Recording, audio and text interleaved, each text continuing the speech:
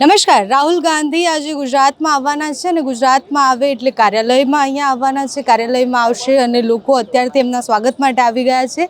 જિગ્નેશ મેવાણી આપણી સાથે છે, એમની સાથે સીધી વાત કરીએ. જિગ્નેશભાઈ, ફૂલ જોશમાં અત્યારે કાર્યકર્તાઓ છે, બધા જ રાહુલ ગાંધીને મળવા માટે ઉત્સાહ છે.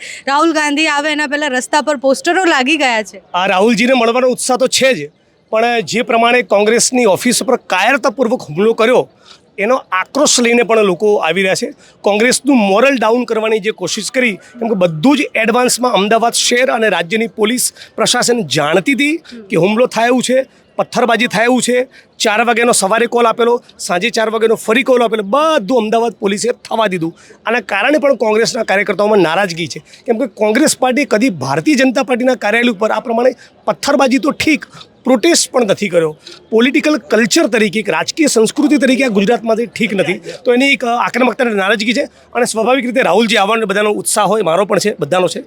અને આવનારા દિવસોમાં કોંગ્રેસની સરકાર બને એના માટે બધા કોંગ્રેસના બધા જ બબ્બર શેર જાનની બાજી લગાવવાના છે. અચ્છા, અત્યારે રાહુલ ગાંધી આવે પહેલાં જ મેસેજો વાયરલ થયા છે, બજરંગ દળ હોય કે કોઈ પણ ગ્રુપ હોય એમાં, કે વિરોધ કરવાનું છે. રાહુલ ગાંધીને એમની ઓકાત ગુજરાતમાં પેપર લીકનો ભોગ બનેલા યુવાનોને ન્યાય અપાવવાની નથી, ટેટ ટાટના ઉમેદવારોને ન્યાય અપાવવાની નથી, હરણીકાંડ, તક્ષશિલા, મોરબી, અગ્નિકાંડના પીડિતોને ન્યાય અપાવવાની નથી. એટલે આવા બધા ચાળા એમને સૂજે છે.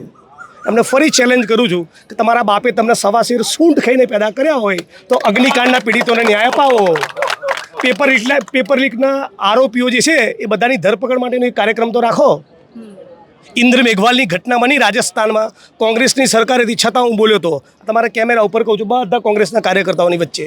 એમ તમારી પાર્ટીમાં, તમારા શાસનમાં આટલા પેપર ફૂટ્યા, એક ધરણા તો રાખો. આ પીડિતો, અગ્નિકાંડના પીડિતોએ પોતે આજે મીડિયામાં બાઇટ્સ આપી અને એમણે કહ્યું કે અમે બી હિન્દુ છીએ, આ ગુજરાતના હિન્દુ છીએ. તો ભાજપના 68 કોર્પોરેટરો રાજકોટ શહેરના, ભારતીય જનતા પાર્ટીના 25 સાંસદો, 161 ધારાસભ્યો, કોઈ જોવા નથી ગયું. તમે કયા હિન્દુ ધર્મની વાત કરો છો? એટલે બેરોજગારી, મોંઘવારી, ભ્રષ્ટાચાર, અગ્નિકાંડ, મોરબીકાંડ, હરણીકાંડ, આ મુદ્દે બોલવા જેવું કંઈ ન બચે. એટલે ધીમે રહીને આખી વાત ધર્મ ઉપર લાવી, આ એમનું વલણ આ મુદ્દે ગુજરાત અને દેશની જનતા હવે અવગત થઈ ચૂકી છે. અચ્છા, રાહુલ ગાંધી શિવ ભક્ત છે અને બીજી બાજુ ભારતીય જનતા પાર્ટીના કાર્યકર્તાઓ, બજરંગ દળ કે બીજી જેટલી પણ સંસ્થાઓ છે એ રાહુલ ગાંધીને રાવણ સાથે સરખાવે છે. સરખાવા દો ને. એમનું ચરિત્ર જે છે, 300 સ્ત્રીઓ પર બળાત્કાર કરનાર પ્રજ્વલ રેવન્નાનો પ્રચાર નરેન્દ્ર મોદીએ કર્યો. ગજબના હિન્દુ ભક્ત છે.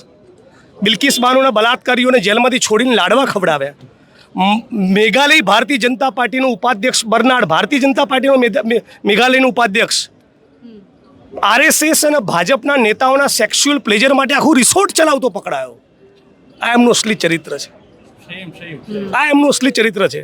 દેશની જનતા ઓળખી રહી છે. અચ્છા, રાહુલ ગાંધી આજે અહીંયા આવે છે. એક બેઠક અહીંયા લોકસભાની મળી છે અને એના સિવાય પણ વિપક્ષ મજબૂત થયો છે અને પહેલીવાર ગુજરાતમાં લોકસભાના ઇલેક્શનની ચૂંટણી પછી આવી રહ્યા છે. શું સંદેશ આપવા માંગે છે? કારણ એક જ, ડરો નહીં, ડરાવો નહીં. ગુજરાતની 6.5 કરોડ જનતાના તમામ પ્રાણ પ્રશ્નોના મુદ્દે નિષ્ઠાપૂર્વક લડો.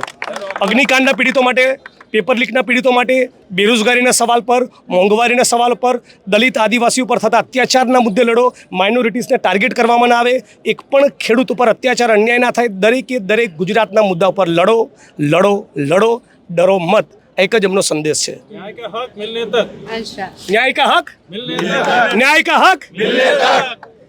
જિગ્નેશ મેવાણી હતા. એમની સાંભળીને આપણને ખબર પડે કે વિપક્ષની જ્યારે એક બેઠક અહીંયા, એટલે કોંગ્રેસની એક બેઠક લોકસભામાં આવી છે, એના પછી કોંગ્રેસને એક બૂસ્ટ મળ્યું છે.